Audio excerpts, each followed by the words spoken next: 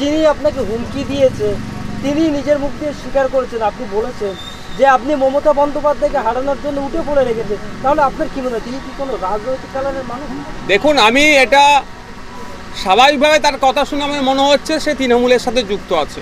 আমি এখনই নির্দ্বিধায় আমি বলবো না ওইভাবে, কারণ আমি একজন যেটা এটা হচ্ছে আপনার একটা প্রসেসিংয়ের মধ্যে আছে। এটা সত্যতা খুঁজে বার করার দরকার প্রশাসনের, যে ওই ব্যক্তিকে কে বা কারা ইন্ধন জুগিয়ে আমার বিরুদ্ধে এই ধরনের কথা বলার জন্য উৎসাহিত করেছে। এটাকে খুঁজে বার করতে হবে, রহস্যটা কী। যদি প্রশাসন না খুঁজে বার করার চেষ্টা করে, পারবে না এই ধরনের কোনো কাজ প্রশাসনের দ্বারা নেই। আপনাকে এটা বলে রাখছি, এই ধরনের প্রশাসন চাইলে 2 মিনিটে খুঁজে বার করে ফেলতো। নাম্বার মারবে, লোকেশান মারবে, কোথায় আছে সিস্টেমে প্রশাসন পেয়ে যাবে, কিন্তু এখনও গড়িমাসি করছে। একটা সন্দেহ আমাদের হচ্ছে, তাহলে কি তৃণমূলই এটা করাচ্ছে? আমি পুরোপুরি বলবো না এখন। যদি আমি একটা নির্দিষ্ট টাইম পর্যন্ত দেখব, যদি প্রশাসন এটাকে খুঁজে বার করে তাদেরকে যথোপযুক্ত ব্যবস্থা না নেয়, তাহলে কোর্টের দরজা খোলা আছে, আমি কোর্টে মামলা করব। কারণ আমি আপনাদের জানিয়ে রাখি, শুধুমাত্র জাঙ্গিপাড়া লোকাল থানাকে আমি চিঠি দিইনি, আমি টপ পুলিশের পশ্চিমবাংলার সর্বোচ্চ যিনি কর্তা তাকেও অভিযোগটা জানিয়েছি। তিলোত্তমার পরিবারকে আমি টাকার অফার দেইনি, আমার নামে ভুয়ো খবর ছড়িয়ে চক্রান্ত করছে, মন্তব্য করলেন মমতা বন্দ্যোপাধ্যায়। যদি মমতা ব্যানার্জি মহাশয়ের নামে ভুয়ো খবর ছড়িয়ে চক্রান্ত করছে, তাকে কুলসিত করার চেষ্টা করা হয়, তাহলে কেন তিনি সাইবারে একটা অভিযোগ দায়ের করছেন না? যে বা যারা মমতা ব্যানার্জির নামে যদি ভুয়ো খবর ছড়িয়ে থাকে তাদের বিরুদ্ধে অ্যাকশন নিচ্ছে না কেন? আপনি মমতা ব্যানার্জিকে কিছু সমালোচনা করে একটু কঠোর সমালোচনা করুন, দেখবেন আপনার বাড়ি পুলিশ চলে আসবে, নোটিশ চলে আসবে। তাহলে আর মমতা ব্যানার্জির নামে মিথ্যা কথা ছড়াচ্ছে, তার বাড়ি এখনো নোটিশ যাচ্ছে না কেন? সেই ডবল চাকরির কথা আপনারা অনেকে জানেন, আর এখন চাকরি তো দূরের কথা, চাকরি চুরি হয়ে যাচ্ছে। ক্ষমতায় আসলে 6 মাসের মধ্যে শিল্প করে দেবো, সবাই আমরা জানি। 13 বছর হচ্ছিল, কেন শিল্প হয়নি। বলেছিল ভাঙড়ে আলিয়া বিশ্ববিদ্যালয়ে একটা ক্যাম্পাস করবো, আপনাদের কারো মনে আছে কি জানি না, আমার মনে আছে। আলিয়া বিশ্ববিদ্যালয়ে ক্যাম্পাস করবো, ভাঙড়ের শিক্ষার আলো গড়ে তুলবো। শিক্ষার আলো তো দূরের কথা, ভাঙড় কলেজটাকে তৃণমূলের ঠেক বানিয়ে দিয়েছে, পার্টি অফিস বানিয়ে দিয়েছে। তো ব্যাপারটা হচ্ছে ঠিক একইভাবে, এটা শুধুমাত্র পাবলিক যেটা খারাপভাবে রিয়্যাক্ট করছে, সেটা থেকে বাঁচার জন্য হয়তো তিনি অসত্য কথা বলছেন।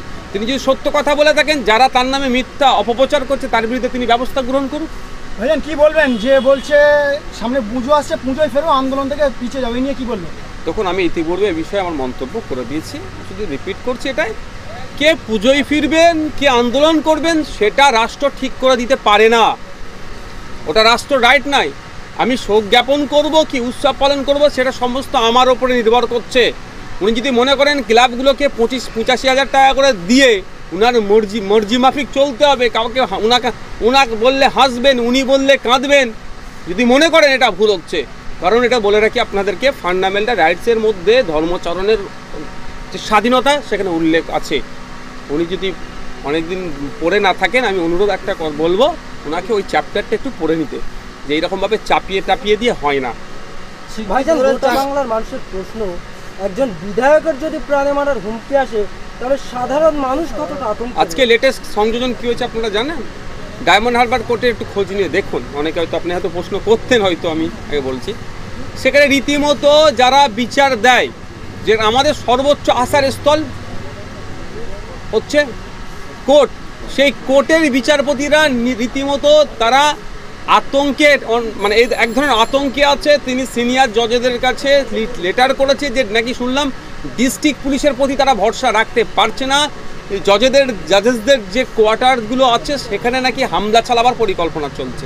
মানে ভাবতে পেরেছেন, আমি একজন বিধায়ক, অবশ্যই আমি একজন আইনসভার সদস্য, আমার যদি নিরাপত্তা পর্যাপ্ত পরিমাণে রাজ্য না দিতে পারে, সাধারণ মানুষের কি দেবে? আর স্বাভাবিকভাবে সাধারণ মানুষের ঠিকঠাক পরিমাণে পর্যাপ্ত পরিমাণে নিরাপত্তা দিতে পারছে না বলে আজকে খুন খারাপি, অশান্তি, হিংসা, তিলোত্তমা থেকে শুরু করে প্রিয়াঙ্কা হাসদা থেকে শুরু করে আবু সিদ্দিক আল্লাহর, রানিস খান, এই ধরনের ঘটনা ঘটছে।